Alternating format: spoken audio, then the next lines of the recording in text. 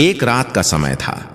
5 star hotel royal orchard के पिछले gate पर कचरे से भरी गाड़ियां लगातार आती जाती थीं। उसी कोने में एक पतली, कमजोर, कांपती हुई लड़की जमीन पर बैठी थी। अनाया। 2 दिन से उसने ज्यादा कुछ नहीं खाया था। भूख और दर्द से उसका हाल बेहाल हो चुका था। लेकिन आज सबसे बड़ा घाव उसका पेट नहीं, उसकी इज्जत थी।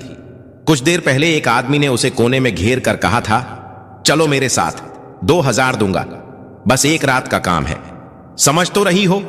अनाया ने कांपते हुए कहा था, मैं कोई ऐसी लड़की नहीं हूं, भूखी हूं, बेशर्म नहीं। और वह आदमी उसे छेड़ते हुए चला गया, पीछे गंदी नजरें छोड़कर। अनाया वहीं बैठी रो रही थी कि तभी एक लाल कार होटल के पीछे आकर रुकी। दरवाजा खुला और बाहर उतरा आर्यन राठौड़, होटल मालिक का बेटा, शहर का सबसे अमीर वारिस। वह फोन पर किसी से झगड़ रहा था। डैड, मैं बिजनेस होटल जैसा नहीं चलाऊंगा, मैं कोई मिलावटी सामान अपने ग्राहक को नहीं खिला सकता, प्लीज आप बात को समझ रहे हैं ना? वह फोन काटकर उलझा हुआ आगे बढ़ा ही था कि उसकी नजर अनाया पर पड़ी। वह झिनका, एक मामूली गरीब मगर बेहद खूबसूरत लड़की कचरे के ढेर के पास बैठी रो रही थी। आर्यन धीरे धीरे उसके सामने आकर खड़ा हो गया। अनाया ने डरकर कहा, मैं भीख नहीं मांग रही, मैं बस जा रही हूं। आर्यन शांत स्वर में बोला, तुम्हें किसी ने सताया है? अनाया ने जवाब नहीं दिया, बस नजरें चुरा ली। आर्यन उसके कंधों पर पड़े नीले निशान देख चुका था। उसके मन में हल्का सा दर्द उठा। उसने जेब से पैसे निकालने की कोशिश की, आदत थी उसकी, लेकिन फिर रुका। वह झुककर बैठ गया और पूछा, खाना खाओगी? अनाया चौंकी। उसी सवाल ने अभी कुछ देर पहले उसकी आत्मा को चोट पहुंचाई थी, लेकिन इस आवाज में हवस नहीं, चिंता थी। वह बहुत धीरे से बोली, हां, लेकिन मैं भीख नहीं लेती। आर्यन ने सिर हिलाया। तो नौकरी करोगी? अनाया की आंखें फैल गईं। नौकरी? 5 स्टार होटल में, मेरी जैसी लड़की? आर्यन ने आगे कहा, द रॉयल ऑर्चर्ड में लोगों की कमी है, अगर तुम चाहो तो आज से काम शुरू कर सकती हो। अनाया को यह मजाक जैसा लगा। उसने कटु आवाज में कहा, इतने बड़े होटल में मैं, लोग क्या कहेंगे? आर्यन गंभीर स्वर में बोला, उसकी चिंता तुम मत करो। अनाया चुप रह गई। आर्यन ने अपना हाथ बढ़ाया, चलो। अनाया के दिल में दर्जनों डर उठे। कहीं जाल तो नहीं, कहीं पहले वाले आदमी जैसी बात तो नहीं। लेकिन आर्यन की आंखों में वह बात नहीं थी। अचानक वह बोली, मुझे कुछ नहीं आता। आर्यन ने हल्की मुस्कान दी, ठीक है, तुमको सिखाया जाएगा। कुछ सेकंड की खामोशी के बाद अनाया ने हिम्मत करके उसका हाथ थाम लिया। जैसे ही वे अंदर पहुंचे, मैनेजर बोला, सर, ये लड़की इस होटल में, ग्राहक क्या सोचेंगे? आर्यन की आवाज तेज हो गई, ग्राहक कुछ नहीं सोचेंगे और यह लड़की अब से स्टाफ है, समझे? मैनेजर चुप हो गया। आर्यन ने एक महिला सुपरवाइजर को बुलाया और कहा, इसे साफ कपड़े दो, खाना दो और कल से इसे काम सिखाना शुरू करो। अनाया को जब प्लेट में गर्म खाना मिला तो उसकी आंखें भर आईं। वह चुपचाप बैठी रही, हाथ कांपते हुए। आर्यन कुछ दूर खड़ा उसे देख रहा था। उसे भी पहली बार किसी अजनबी की मदद करके ऐसा सुकून मिला था जिसे वह समझ नहीं पा रहा था। अगली सुबह होटल का किचन हमेशा की तरह शोर से भरा था। Order, timing, pressure. लेकिन उस अफरा तफरी के बीच अनाया चुपचाप खड़ी थी, जैसे किसी तूफान में से निकली हो। सुपरवाइजर कृतिका ने उसे देखा और थोड़ा ताना मारते हुए बोली, यहां काम आसान नहीं है, तुमने कभी खाना बनाया है? अनाया ने शांत स्वर में कहा, नहीं, लेकिन मैं सीख जाऊंगी। उन्होंने उसे सबसे नीचे का काम दिया, बर्तन धोना, कचरे के बैग बदलना, फर्श साफ करना। लेकिन अनाया ने एक बार भी शिकायत नहीं की। उसके हाथ छिल गए, उंगलियां लाल हो गईं, धोते धोते कलाई अकड़ गई। फिर भी वह चुपचाप काम करती रही, क्योंकि बाहर की जिंदगी उससे कहीं ज्यादा कठोर थी। शाम को आर्यन किचन में आया। उसने अनाया को देखा, गीले हाथों से झूठे बर्तन धोते हुए, झुकी हुई कमर, फिर भी आंखों में एक अजीब सी जिद। आर्यन ने पूछा, थक गई हो? अनाया कुछ बोलती, उससे पहले मैनेजर आ गया और बोला, सर, आज वीआईपी गेस्ट आ रहे हैं, शेफ का मूड खराब है, काम गड़बड़ हुआ तो होटल की इमेज। आर्यन ने उसे बीच में रोक दिया, तुम अपना काम करो, उसे कहो कि मूड ठीक करे और काम पर लग जाए, और यह लड़की, इसे परेशान करने की कोशिश मत करना। मैनेजर चुप हो गया। किचन में अचानक हड़कंप मच गया। शेफ निखिल गुस्से में चिल्ला रहा था, क्रीम सॉस जल गया। किस निकम्मे ने इसे गैस पर छोड़ा? सब डर गए, कोई आगे नहीं आया। अनाया को लगा जैसे यह आवाज उसके पिछले जीवन की गालियों जैसी है। एक और आरोप, एक और अपमान। लेकिन उसने धीरे से कहा, अगर थोड़ा दूध डालकर धीमी आंच पर चलाएं और ऊपर से कुटी छीनी तो कड़वाहट कम हो जाएगी।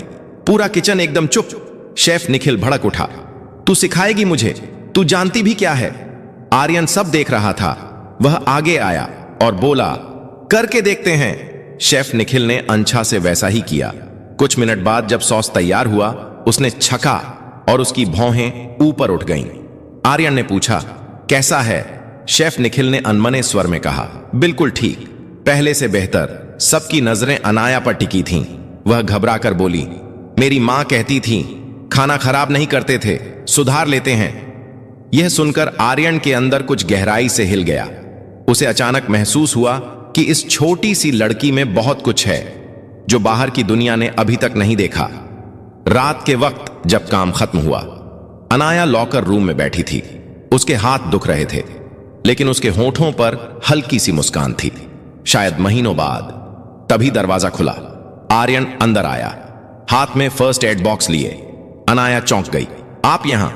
आर्यन शांत स्वर में बोला, अपना हाथ धो, पट्टी कर देता हूं। अनाया ने हाथ छुपाते हुए कहा, जरूरत नहीं साहब, आदत है मुझे दर्द की। आर्यन ने धीरे से कहा, अगर दर्द आदत बन जाए तो इंसान खुश होना भूल जाता है। उसने जबरदस्ती नहीं की, बस बॉक्स उसकी ओर बढ़ाकर बोला, खुद कर लो। अनाया ने बॉक्स लिया। आर्यन मुड़कर जाने लगा। तभी अनाया ने धीमे से कहा, आज किसी ने पहली बार मेरा कहा माना, अच्छा लगा। अगली सुबह अनाया किचन में थोड़ी पहले आ गई। लोग धीरे धीरे आने लगे, लेकिन आज उसकी ओर ज्यादा नजरें उठ रही थीं। कल सॉस सुधारने वाली घटना सबके बीच चर्चा बन चुकी थी। कृतिका ने आते ही कहा, आज तुम सब्जी कटाई सेक्शन में रहोगी, बर्तन धोने का काम कोई और करेगा। अनाया चौंक गई, लेकिन कल ही तो शुरू किया था मैंने। कृतिका ने हल्की झुंझुलाहट में कहा, देखो, जिन लोगों में दिमाग होता है उन्हें आगे रखना पड़ता है, अब काटो। अनाया ने सर झुकाकर कहा, ठीक है। वह सब्जियां काटने लगी। उसके हाथ तेज थे, पर ध्यान और तेज था। शेफ निखिल दूर से सब देख रहा था। कल की बात से उसका अहंकार चोट खाया था, पर आज वह अनाया में कुछ अलग महसूस कर रहा था। कुछ देर बाद उसने कड़वी आवाज में कहा, अरे लड़की, ऐसे नहीं कटता शिमला मिर्च, ये होटल है, सड़क का ठेला नहीं। अनाया ने तुरंत चाकू नीचे रखा और बोली, आप दिखा दीजिए, मैं वैसा कर लूंगी। निखिल को उम्मीद नहीं थी कि वह बहस नहीं करेगी। वह बोला, चलो ऐसे। अनाया ध्यान से देखती रही, फिर दोबारा काट कर दिखाई। इस बार शेफ निखिल ने अंछा से कहा, हम ठीक हैं। दोपहर में अचानक हॉल से आवाज आई, ऑर्डर रद्द कर दो। ये क्या बना दिया तुम लोगों ने, वीआईपी गेस्ट। किचन में घुस आया। हर कोई डर गया। निखिल आगे बढ़ा, सर क्या दिक्कत हुई? गेस्ट ने प्लेट मेज पर पटक दी। ये पास्ता ओवरकुक्ड है, ये 5 स्टार होटल है या चैरिटी किचन? सन्नाटा छा गया। आर्यन भी उसी समय अंदर आया और बोला, सर मैं देख लेता हूं, आपको नया डिश मिलता है, 2 मिनट। गेस्ट गुस्से से बाहर चला गया। निखिल तनाव में पैर पटकते हुए बोला, अब इस हालत में 2 मिनट में नया पास्ता कैसे बनेगा? अनाया आगे आई, मेरे पास एक आइडिया है। निखिल भड़क उठा, अब यह भी बोल देगी कि इटालियन खाना भी बनाना आता है। अनाया ने दृढ़ता से कहा, मुझे ना इटालियन पता है ना पास्ता, पर बिगड़े हुए खाने को कैसे सही करना है यह पता है। आर्यन ने कहा, बोलो। अनाया ने पास्ता उठाया, उसकी बनावट देखी, छकी और बोली, इसमें जो बेस मसाला है वह हमारे वाला नहीं है, किसी ने गलती से स्टॉक रूम का पुराना मसाला उठा लिया है। निखिल डर गया, क्या? तुम कैसे पहचान पाई? अनाया ने कहा, जो मसाले मैंने बनाए थे उनमें हल्की खुशबू थी, इसमें नहीं है, यह कच्चा है। आर्यन ने तुरंत आदेश दिया, नया बेस बनाओ अभी। निखिल बोला, पर इतना जल्दी? अनाया धीमे स्वर में बोली, मैं बना दूं। निखिल, मैनेजर, सब चौंक गए। आर्यन तुरंत बोला, yes, go ahead. Anaya kitchen के बीच में खड़ी हुई, उसके हाथ तेजी से चले। मसाले, तेल, जड़ी बूटियां, उसका हर मूवमेंट ऐसा जैसे किसी को याद करके बना रही हो, शायद अपनी मां को। निखिल उसे देखता रहा। 2 मिनट बाद उसने बेस छका और पूरी तरह रुक गया।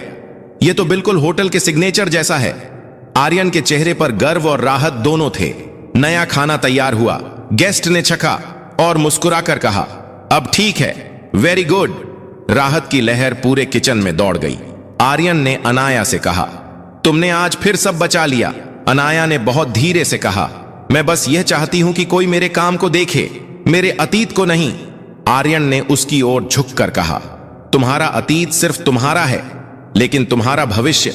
अनाया ने पूछा। क्या? आर्यन ने नरम आवाज में कहा, वह अब बदलने वाला है। उस रात दोनों की आंखों में कुछ नया जन्म ले चुका था, पर दोनों में से कोई स्वीकार करने की हिम्मत नहीं कर रहा था। इवेंट के अगले दिन होटल में सब कुछ सामान्य था, लेकिन अनाया के चारों तरफ एक अजीब सी फुसफुसाहट थी। इज्जत और शक दोनों का मिला जुला रूप। कृतिका उसके पास आई और हल्की मुस्कान के साथ बोली, कल अच्छा काम किया। अनाया ने कहा, मैं बस अपना हिस्सा निभा रही थी। कृतिका ने उसे गौर से देखा। तुम्हारे अंदर कुछ अलग है गर्ल। अनाया जवाब देने ही वाली थी कि मैनेजर ने उसे आवाज दी, तुम्हें आर्यन सर के केबिन में बुलाया है। वह धीरे धीरे केबिन पहुंची। दरवाजा आधा खुला था। भीतर आर्यन किसी पर फोन पर गुस्सा कर रहा था। मैंने कहा था उससे दूर रहो, उसे परेशान करने की हिम्मत कैसे हुई? अनाया ठिठक गई। यह बात क्या उसके बारे में थी? आर्यन ने जैसे ही उसे देखा, खुद को संभाल लिया और फोन काट दिया। अंदर आओ। अनाया चुपचाप बैठ गई। आर्यन कुछ सेकंड उसे देखता रहा, फिर सीधे मुद्दे पर आया। स्टाफ में कुछ लोग तुम्हारे बारे में गलत बातें फैला रहे हैं। मैं चाहता हूं कि तुम जानो, उसमें तुम्हारी कोई गलती नहीं है। अनाया ने धीमे स्वर में कहा, मैं ऐसी बातें सुनने की आदी हूं, लेकिन मैं नहीं। आर्यन का स्वर थोड़ा कड़ा था। मैं नहीं चाहता कोई तुम्हें चोट पहुंचाए। अनाया उसके इस लहजे पर असहज हुई। आप ऐसा क्यों महसूस करते हैं? आर्यन ने निगाहें उससे हटाई। कुछ देर बाद बोला, क्योंकि तुम इस जगह की नहीं लगती, तुम किसी और तरह की जिंदगी की हकदार हो। अनाया ने पहली बार उस पर आवाज उठाई। हक? मुझे कौन सा हक मिला है जिंदगी में? आर्यन चुप हो गया। अनाया की आवाज थोड़ी कांप रही थी, पर उसमें दृढ़ता थी। मैं यहां नौकरी करने आई हूं, किसी की दया पर जीने नहीं। आर्यन ने धीरे से कहा, तुम गलत समझ रही हो तो सही समझाइए। इन दो वाक्यों के बीच हवा भारी हो गई। आर्यन ने गहरी सांस ली और बोला, तुम्हारी क्षमता मुझे दिखती है, बस इतना ही। अनाया ने सिर झुका लिया। दोनों के बीच अनकहा तनाव तैरता रहा और उस अपरिभाषित भाव के डर से आर्यन ने बात बदल दी। शेफ निखिल को तुमसे बात करनी है, जाओ। अनाया उठ गई, लेकिन बाहर निकलते हुए उसके कदम धीमे थे, जैसे कुछ पीछे खींच रहा हो। किचन में शेफ निखिल सरप्राइजिंगली शांत था। उसने अनाया को कुर्सी पर बैठने को कहा। कल जो तुमने किया, उसके बाद मेरे पास तुम्हें रोकने का कोई कारण नहीं है। अनाया समझ नहीं पाई, किस चीज से रोकने का? निखिल ने एक फाइल उसकी ओर बढ़ाई। ट्रेनिंग को छोड़कर सीधे जूनियर कुक की पोजीशन, यह प्रमोशन है तुम्हारे लिए। अनाया स्तब्ध रह गई, शब्द उसके गले में अटक गए। निखिल ने मुस्कुराते हुए कहा, डर मत, तुम योग्य हो। अनाया ने फाइल पकड़ी और पूछा, आर्यन सर को पता है? निखिल ने उत्तर दिया। विचार उन्हीं का था, लेकिन फैसला मेरा। अनाया फाइल लेकर बाहर निकली। दिल भारी भी था और हल्का भी। रात में वह अकेली लॉकर रूम में बैठी फाइल देख रही थी। उन्हीं पन्नों के बीच जैसे उसका अतीत भी दबा था। अगली सुबह होटल के किचन में माहौल अलग था। सब जानते थे कि अनाया अब जूनियर कुक है, वही लड़की जिसे कुछ दिनों पहले सेट डीडीए चेक पर खाने को तरसती थी। कुछ लोग चुप थे, कुछ तारीफ कर रहे थे और कुछ ईर्ष्या से जल रहे थे, लेकिन अनाया शांत थी, जैसे वह खुद भी अभी इस बदलाव पर यकीन नहीं कर पा रही थी। कृतिका उसके पास आई। कभी सोचा था तुम्हें देखकर मुझे गर्व होगा? अनाया मुस्कुरा दी। कभी सोचा नहीं था कि मैं मुस्कुरा पाऊंगी। दोनों के बीच पहली बार एक सच्ची दोस्ती की शुरुआत हुई। दोपहर तक काम सामान्य था, लेकिन आर्यन पूरी सुबह किचन के आसपास ही मंडरा रहा था। नजरें अनाया पर टिक जाती, फिर वह खुद को रोक लेता। शाम तक अनाया ने नया डिश बनाया, सिग्नेचर ट्विस्ट के साथ। शेफ निखिल ने चखा और कहा, यह सिर्फ अच्छा नहीं, यह याद रहने वाला है। अनाया ने फाइल सीने से लगाई। पहली बार उसे लगा वह कहीं पहुंच रही है, लेकिन इसी बीच एक अनचाहा मेहमान होटल में दाखिल हुआ। एक आदमी, गंदा, बिखरा हुआ, शराब की बदबू लिए। उसकी आंखें लाल थीं, चाल लड़खड़ाई हुई। वह सीधे किचन की ओर बढ़ा। अनाया ने जैसे ही उसे देखा, उसके पैरों तले जमीन खिसक गई। वह उसका सौतेला चाचा था, वही आदमी जिसने उसकी मां को सालों तक डराया, वही जिसने उसे घर से निकाल दिया था, वही जिससे बचकर वह शहर भागी थी। उसने ऊंची आवाज में कहा, ओए, यहां छिपी बैठी है तू? किचन में सब रुक गए। आर्यन दूर से भागकर आया। कौन हो तुम? उसने कढ़ाई से पूछा। चाचा ने हंसते हुए कहा, मैं इसका खूनी रिश्ता हूं और यह लड़की मेरे पैसों की देनदार है। अनाया कांप गई, शब्द नहीं निकल पाए। आर्यन उसके आगे खड़ा हो गया। यहां से निकल जाओ अभी। चाचा गुर्राया, तू कौन होता है बीच में बोलने वाला? आर्यन की आवाज और सख्त हो गई, मैं इस होटल का मालिक हूं। अनाया का दिल रुक सा गया, लेकिन चाचा चीखा, यह मेरी चीज है। ठीक उसी क्षण अनाया चिल्ला पड़ी। उसकी आवाज पहली बार इतनी तेज थी, मैं किसी की चीज नहीं हूं, आपकी कैदी नहीं, मैं कहीं नहीं जा रही। पूरे किचन में सन्नाटा छा गया। अनाया के हाथ कांप रहे थे, पर आवाज मजबूत थी। चाचा उसके पास बढ़ा, लेकिन आर्यन ने उसका रास्ता रोक लिया। एक कदम और बढ़ाया तो पुलिस बुलाऊंगा। आर्यन की आंखों में गुस्सा भी था, डर भी। अनाया के लिए उसी पल सिक्योरिटी आ गई और उस आदमी को बाहर ले गई। जाते जाते चाचा चीखा, तू वापस आएगी, तेरा सच इन सबके सामने। आर्यन गरज कर बोला, एक शब्द और कहा तो यहीं से जेल जाएगा। दरवाजा बंद हुआ और बाहर खामोशी फैल गई। अनाया वहीं खड़ी रह गई, सांसें तेज, आंखें नम। आर्यन उसके करीब आया, बहुत धीमी और नरम आवाज में पूछा, तुम ठीक हो? अनाया ने सिर हिलाया। झूठ में आंसू उसके गालों पर गिर पड़े। आर्यन ने उसके आंसू पोंछने की कोशिश नहीं की, बस उसके सामने खड़ा रहा, जैसे कहना चाहता हो कि वह अकेली नहीं है। अनाया फुसफुसाई, मैं यहां से फिर जाने से डरती हूं। आर्यन ने उसकी आंखों में देखते हुए कहा, तो मत जाओ, यह जगह अब तुम्हारी है और मैं भी। अनाया रुक गई। आप? आर्यन ने बिना हिचक के कहा, हां, मैं तुम्हारी तरफ खड़ा रहूंगा, चाहे तुम मुझे कहीं भी रखो। कुछ सेकंड दोनों चुप रहे। फिर अनाया ने बहुत धीरे से कहा, मुझे भरोसा करना नहीं आता। आर्यन ने हल्की मुस्कान के साथ कहा, मैं इंतजार कर लूंगा, जितना भी समय लगे। अनाया ने पहली बार खुद से यह स्वीकार किया कि वह इस आदमी से दूर नहीं रह सकती, और पूरे जीवन में पहली बार उसे सुरक्षा, इज्जत और अपनापन एक ही जगह मिला था। 2 कदम आगे बढ़कर उसने कहा, मैं कोशिश करूंगी। आर्यन के चेहरे पर वह मुस्कान उभरी जो उसने किसी के लिए सालों से नहीं दी थी। अनाया ने उससे हाथ मिलाया, बहुत हल्के से, लेकिन उन उंगलियों की पकड़ में पूरा भविष्य बदलने की ताकत थी। उस पल किचन में सिर्फ 2 लोग थे, एक गरीब लड़की जिसने खुद को फिर से बनाया था और एक अमीर लड़का जिसने पहली बार किसी को दिल से महत्व दिया।